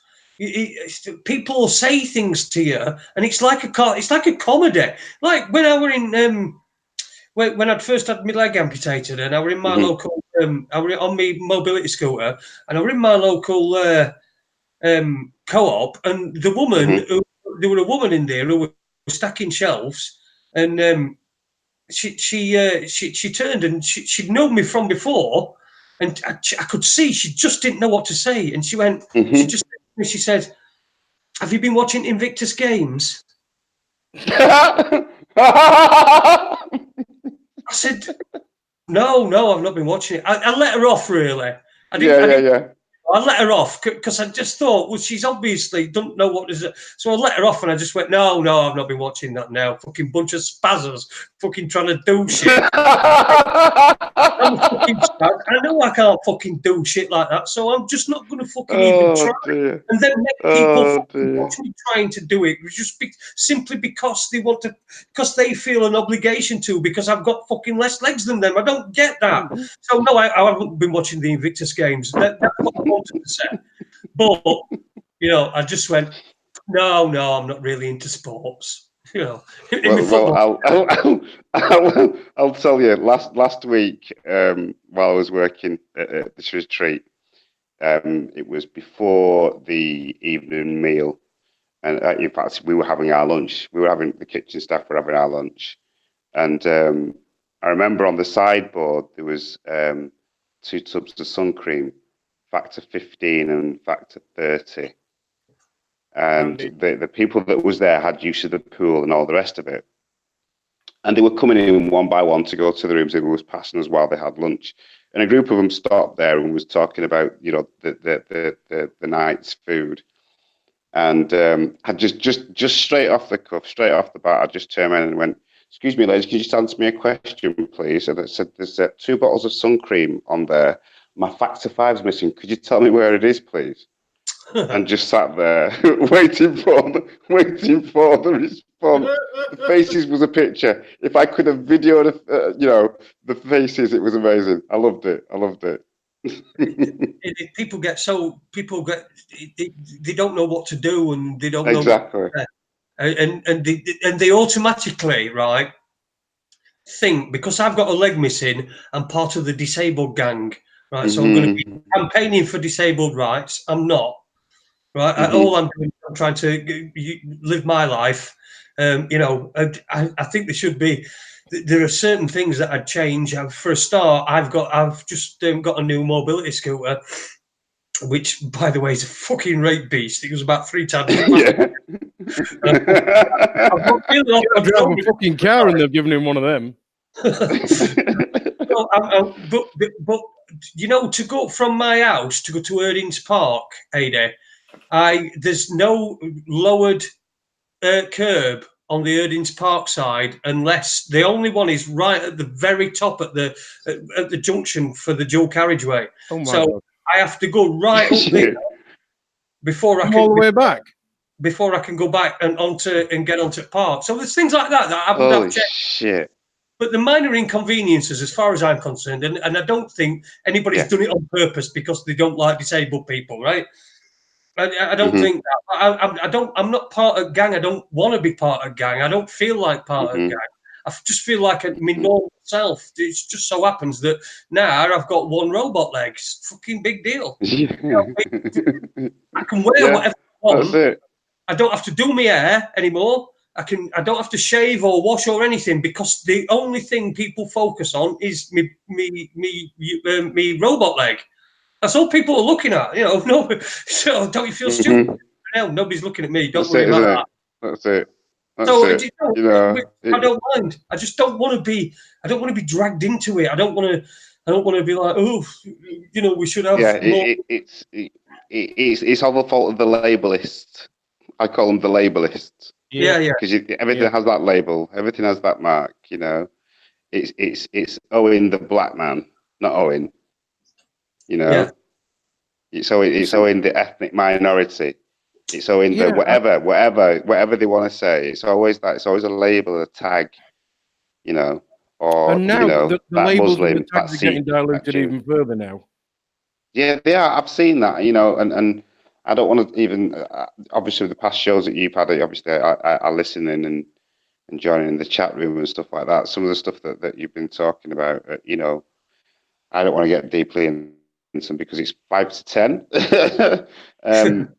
But it's whether we're talking transgender and that what children, at what age children are being taught stuff like this. I think that to me is the most dangerous thing when they start affecting our children and our future and altering their chance to have thought or whatever. That's where we should be focusing. I think now more than anything, more out of everything that's going on now, is that what we should be doing now is focusing on our kids. If we have the opportunity to educate our kids on what's going on now, we should do it now. See, I don't have a problem with anybody having equal rights. I do have a problem with people who scream for equal rights because they obviously see themselves different. Yes. Stop labeling yourself. I agree. Why are you labeling yourself? If you're a man, you're a man. If you're a woman, you're a woman. If you can self-identify as what the fuck you like, I don't give a shit. But if you're campaigning for a right for yourself, you've got as many rights as you fucking want. You've got the right to walk down the street with your finger up your nose if you want. You don't need anybody to give you permission to do it. What's that thing saying behind me? And that literally is it. So when I see somebody campaigning for, and then they go the one stage further where they won't admit it, but actually what they want is special rights, because you're gay or because you're straight or because you're black or because you're white or whatever label you want to give yourself. And I've got a very, very famous saying: if you're a cunt, you're a cunt. Yeah. Nothing else matters. So when somebody says, is it because I'm black or is it because I'm this? No, it's because you're a cunt. Yeah. Yeah, but those are labels that people hide behind, isn't it? Of course it is. Yeah. Labels that people hide behind. You know, we know that people do play the race card. People will play the disability card. They'll play the I'm a woman card and you're Fat a man. card. You know, the what? Sorry? The fat card. The fat card, yeah. The retard card. Yeah, the gypsy card. Although I have to say, if there's one that I hear the least, it's that. The gypsy card. Mm. Yeah, well, yeah. Yeah, absolutely. I agree gypsies, that. I don't hear that from at all, and I know God loads. I've got some really, really, really good customers who are gypsies. Well, you're a gypsy, for God's sake. Yeah, but I'm not. I weren't born up a gypsy, and I didn't know I were from that stock till I were about 13-year-old. So, oh well, you know. Fair enough. Well, I was from. I am, yeah. You know, and my daughter's gay. You know, I mean, so. Yeah. But she's. I mean, she'll wear a rainbowy shirt or whatever, and she'll go for. She calls it the piss up. Other people would call it a gay pride march. Just would call it a piss up. She'll go for the piss that's up. what it is. Yeah, but equally, she'd go to if her friends were having a Jamaican party, she'd go to that. Yeah. You know, because it's a good piss up and a good party, not because it's full of black people, because that's irrelevant to her. It don't mean no. It's the atmosphere. It's what you feel there, isn't it? Yeah, the vibe you get from other people. Absolutely. Yeah. And I just see these people when they're saying, "Oh, we haven't got the who's this we?" You know, this group or this culture or this. Why do you want to label yourself as that? You know, rise above it. Get out, get away from it. You are not a label. You are whoever you want to be. Yeah, that's who you are. Whoever you want to be, mate. Whoever you want to be. But come on, for God's sake. You can't be a bird, can you? If you're a bloke, you can't be a bird. Apparently you can. Scientifically. See, we're touching on this here subject that I didn't want to go to because I could be here for ages. And I've got a party to prepare for. I've got food to prepare early doors. All right, we can let you go whenever you want, pal. No worries. No worries, guys. Yeah, because you're an hour ahead of us, aren't you? Oh no, you're not. Are you? I'm on. It's 10 o'clock. It's 10 o'clock. Yeah, you're same as us, aren't you? Yeah. Exactly. It's just that, like I say, I do things early doors here before the sun gets hot. Yeah. Because we're into that now. I mean, the heat wave that was forecast throughout Europe, we had. In fact, it was raining the first days because we were getting the wind off the Atlantic. But we're into the season now. I mean, all the grass is not green anymore; it's dry. Yeah. It's in the I don't think we've gone below 31. But it's about to climb. There's been forecasts of it reaching up to 48 in the coming months. Wow! So all work, in particular with gardens and crops and stuff, best time to do it is early doors. I mean, I've learned that obviously from being here and whatever else. And I've been using lots of bat shit as well, which is a tip from one of my neighbours. Really? Work wonders on my plants. Yeah, you just a scoop of this super guano. Sprinkled around the said plant, not too much because it can burn them, and they get watered, and then a couple of days later you can see the improvement. And it's just the nutrients that's in the bat shit really, and all the other. And I thought bat shit was just used to describe crazy people. No, but it's been about education, growing stuff and everything else, and it makes a change getting my fingers dirty because I spent a lot of time on computers and writing stuff. But it's nice being in touch with Mother Earth most importantly, connecting with Mother Earth. I've found that since being here. I think out of everything, if I could say one last thing, is that despite everything that I've been through and everything else, is that the person that I was married to made me realise my spirituality in a big way. And since then, obviously, I've grown, and I say working in the garden and being in touch with Mother Earth has been the thing for me. And in particular, when I'm sat down eating what I've grown, that's been absolutely amazing. And I'm going to continue doing that. I'm getting the opportunity to go out and cook with and for other people. So it's all good. It's all positive. It's all shared experience, isn't it? That's what it's about. Yeah. You're certainly an inspiration to us anyway over here, Owen. Especially like you said, what you've been through. I don't want to go into it too much, but you've been through quite a bit of stuff along your journey and in the last year as well. So you're an inspiration. I'll tell you what, there's about 1,000 people who listen to this who will think, oh God, I'd love to go and do that. But 999 of them won't. But that one person that does, that you've inspired, mate, I think that just makes this 2 hours worth it. Yeah, exactly. Yeah. Thanks, guys. Thanks for having me on. It's always a pleasure. Like I said, absolutely anytime. You guys kept me together. You guys kept me together, like I say, in those days. If it wasn't through me listening to you and the bills of exchange and everything else, it kept me going. It really, really did, and talking to everybody in the chat room, which I'm going to continue to do, obviously. Talking to the guys in the chat room. The good thing is people see you in the chat room, and at least now they know, a bit more about you for anybody who didn't hear you last time you were on. But certainly welcome back. Welcome back anytime, mate. Absolutely anytime. No problem. You just mentioned bills of exchange. I just hope that you didn't have a little bet with Webby that you could get it in. No, but I should have done. Seeing as though they got us out of the Champions, Man City out of the Champions League, I should have done. But never mind. Anyway, it's all good. All good, guys. Listen, love to you all. Listen, thanks for having me on. Take it easy, Owen. Speak soon, mate. Take it easy, brother. Cheers, guys. Ta-ra now. Ta-ra.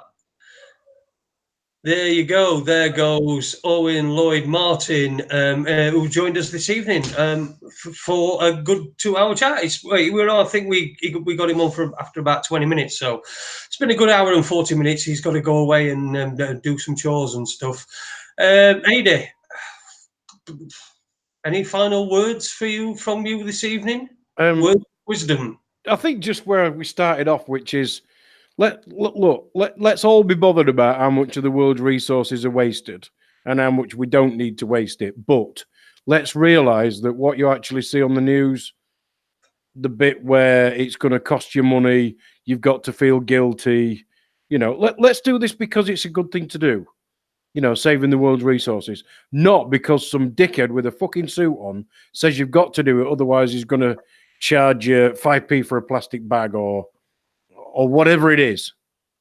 Let's do it because it's the right thing to do, not because some politician thinks that you deserve to be taxed and fined and scared of fucking carbon and all that bollocks. Well, I think there was somewhere, I don't know if it were in Thailand, but Thailand's banned single-use plastic wrappings and things, and they now wrap things in banana leaves. I do believe, like fruit and stuff like that, they used to be in plastic. A lot of places, if you buy fresh fruit, it will come wrapped in banana leaves anyway, with a wooden skewer through it. But in England, we don't have that many fresh banana leaves, do we? Well, no, but I'm sure we could find something. If we can manufacture plastic at the rate that we're doing, I'm sure we can, and it will do well to plant a load of banana trees in a place where it is and then use them. So, but that would provide more oxygen, reduce carbon as well, and also reduce carbon not only because the banana trees are breathing that in, but because we're not producing as much carbon, producing the plastics, and then the whales will all be happy. Well, that's what we want, innit?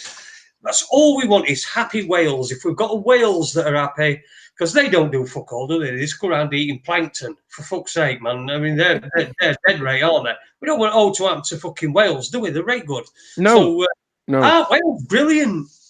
Well, yeah, you've just got to realise that all this carbon shit is just a fucking scam. Yeah, of course it is. Of course it's a scam. Well, that doesn't mean that we shouldn't be bothered about using plastic and that, because we should. Yeah, well, plastic's oil, isn't it? So yeah, exactly. Of course it is.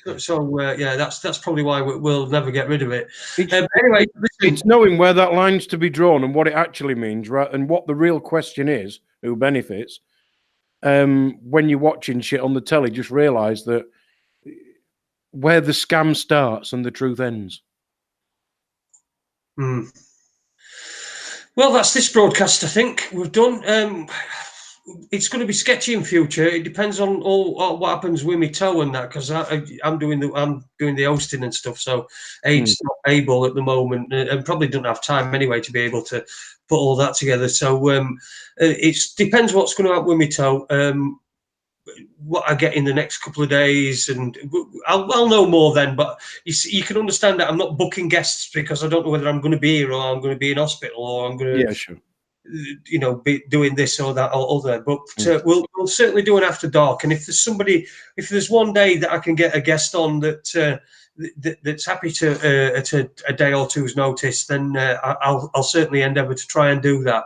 But I hope people have enjoyed everything that we've talked about tonight, and I've sat through the pain. It's fucking very painful, but it's better now. Right in the middle, it were really, really fucking bad, but it's okay now. I think it's settling down. I'm in my wheelchair, my shoes off, so there's no pressure on it. So we'll see you when we see you. Maybe we'll do an after dark this week, perhaps when we're pissed on Friday. Yeah. Or Friday. We'll do one Friday night, probably about 9:30. 10 o'clock, something like that.